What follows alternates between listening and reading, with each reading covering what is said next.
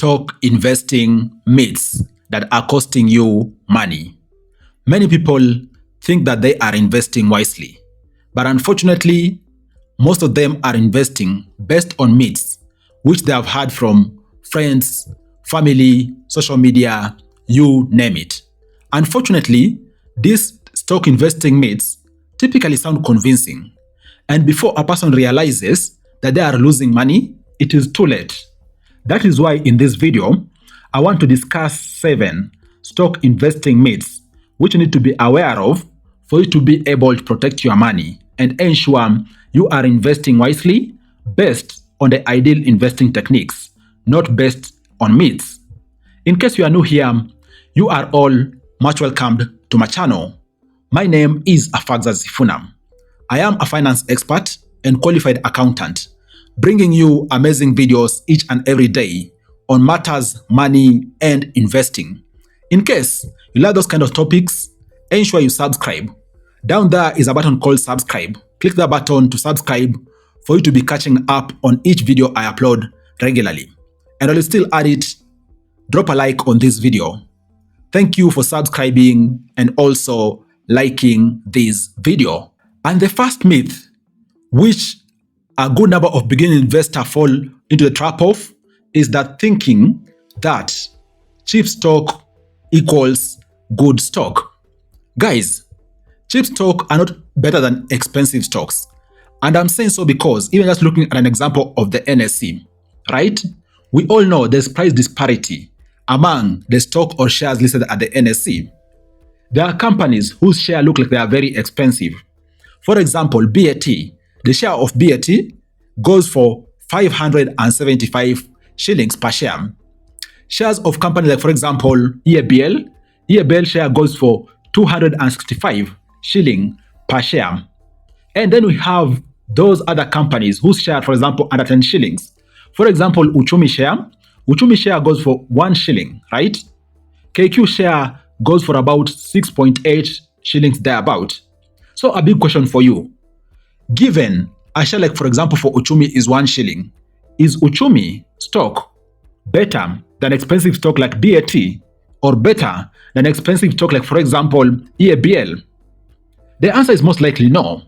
And that is so because the true assessment as to whether the stock and the underlying company is ideal, expensive, cheap, you name it, is anchored on market capitalization. It isn't anchored on the share price. The share price is just a ticket for you to obtain stock of a given company. But beyond that, market capitalization, which is typically the multiplication of outstanding shares multiplied by price per share, that is the value, market value of a given company. That is the parameter which you need to be looking at to have a sense of how a company's valuation has been progressing over time. Of course, there is a myriad of other methods to do valuation that just assist you have a sense of market value, okay? So, you appreciate cheap stock doesn't mean it is better than expensive stock. That is the first myth which you need to remove from your head as you make the decision of purchasing stock, okay? And then, the second myth is that you need a lot of money for you to start investing. Unfortunately, a good chunk of adults spend a lot of time timing the market instead of spending time in the market. And by the way, if you didn't know, a stock exchange, like for example, the Nairobi Securities Exchange, the barrier to entry is very low.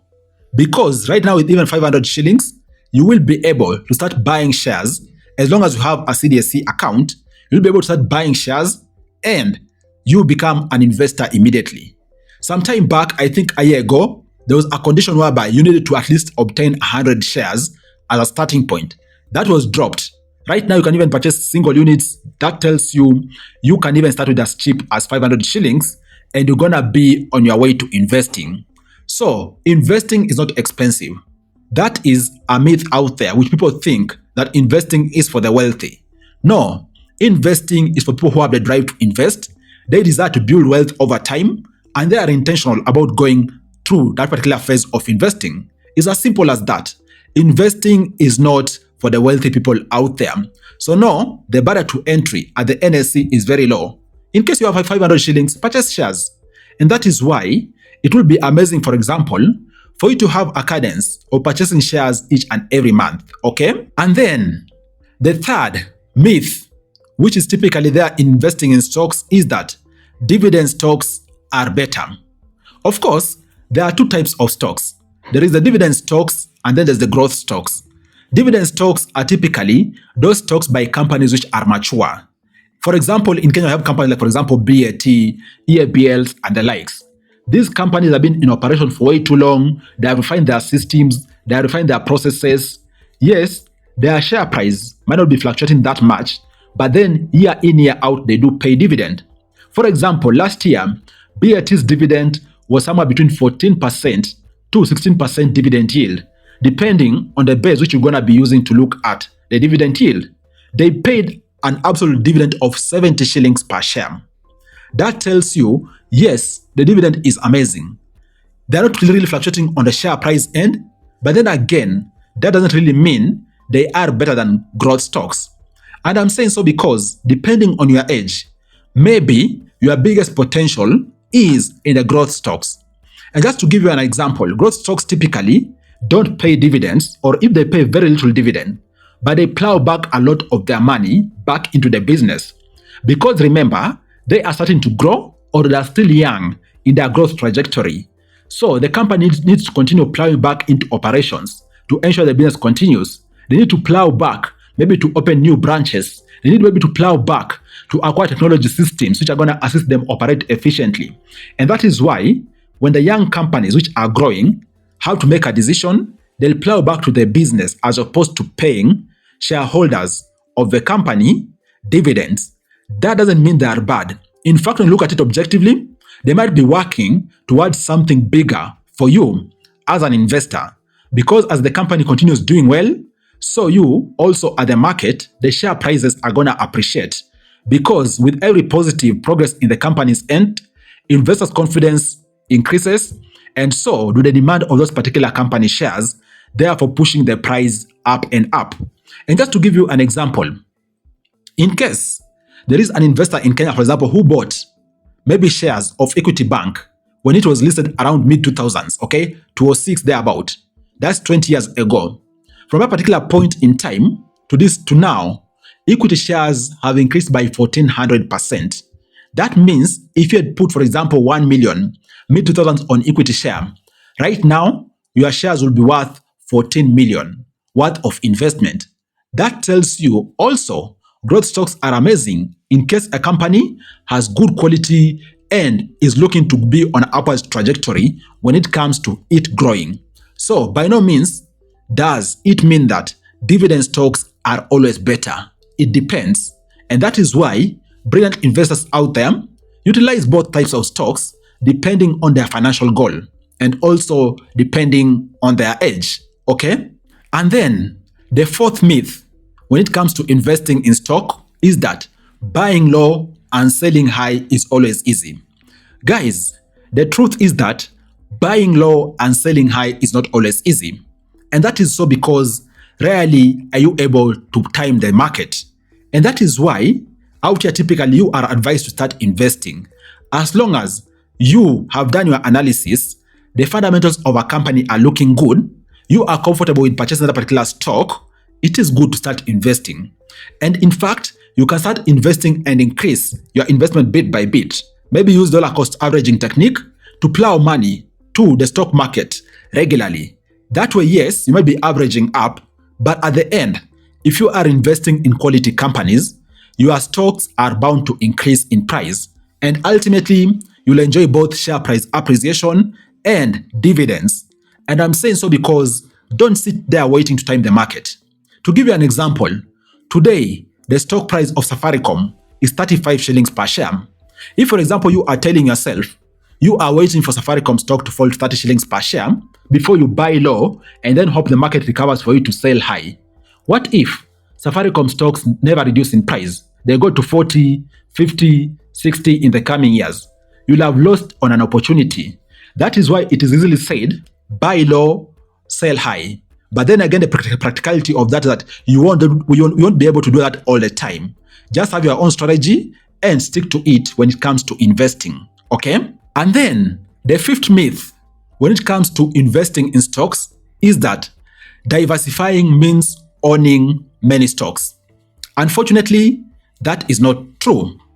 And I'm saying so because when it comes to diversifying, when you are building a healthy portfolio, diversifying means your portfolio is healthy and you are looking at reducing risk, protecting your capital, and if the market allows, you get a return on your investment.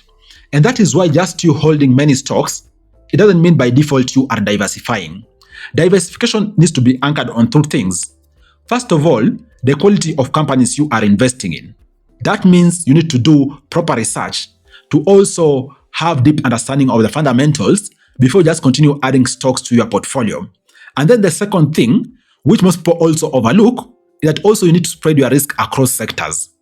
Case in point, in Kenya's, for example, banking sector, we have very many companies, Equity, KCB, DTB, I&M, even other cross-listing happening at the market, like for example, the Bank of Kigali is also cross-listed Nairobi Securities Exchange. Basically, you have over 7 banks listed. In case you go into the NSE, you are looking for 6 stocks, and then you buy all the stocks in the banking sector. Unfortunately, that isn't a healthy portfolio. That is not optimal diversification because beyond just having the individual stock or company risk, you are also taking up a good chunk of the sector risk. That is why you need spread across the sectors.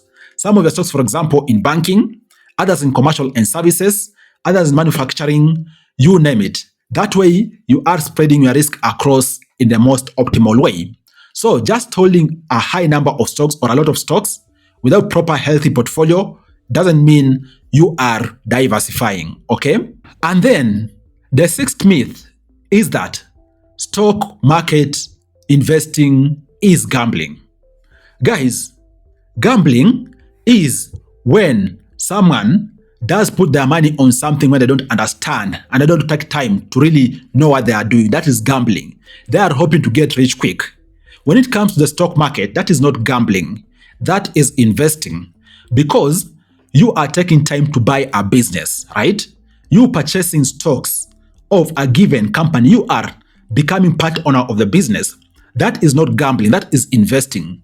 But also, in case you are there depending on luck, right? You are just buying stocks based on rumors, buying stocks based on hypes, buying stocks based on what social media is saying. That is also not investing. You are playing a very risky game. And that is why when it comes to approaching investing in the stock market, you need to have some traits which are key to assist you invest well. At the center of it, have a sense of reading how the trends have been in the market. That's called technical analysis. And beyond that, also spend some time to look at the company health. Is it making a profit, right? Do they have any major legal issues, right? Is this company, does it have a history of even paying dividends, right? What exactly is their unique advantage and products? What are they planning to do to expand in the market and so forth? When you do that, which is now called fundamental analysis, you will be able to invest appropriately. So understand, putting money in the stock market is not gambling, it is investing. The only difference is that you need to invest in a wise way by doing your own research, not just relying on rumors or what people are saying on social media to jump and commit your money to any given stock. Do your own research before you commit money to any given stock out there, okay? And then the 7th myth out there is that the best time to invest is when the market feels safe. Guys, unfortunately for you, the market will never feel safe. And I'm saying so because the market thrives on volatility. That is the only way where share prices move either up or down. Simply put, share prices can only move when there's disagreement between buyer and seller. That buying pressure and selling pressure having disparity is what is going to cause price of stocks or shares to change. Because if there's agreement, then the prices are going to remain the same. They won't change. And that is why you sitting on the benches waiting for a time when it's going to be safe for you to get into the market will most likely not happen. And by the way, if you didn't know, the biggest of opportunities or some of the best opportunities appear when markets are uncertain and quality companies become temporarily undervalued.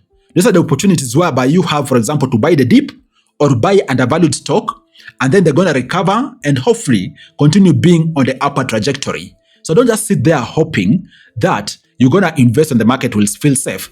The market never feels safe because the stock prices are moving up and down. Guys, those are 7 myths out there which really curtail some people from investing in the stock market, or even make people invest but invest using the wrong techniques, therefore ending up losing their investment. What do you think about these tips? Are there other tips out there or myths which you'd want to share with the audience? Comment down below. Let's continue discussing. Cheers, guys, and you all stay safe.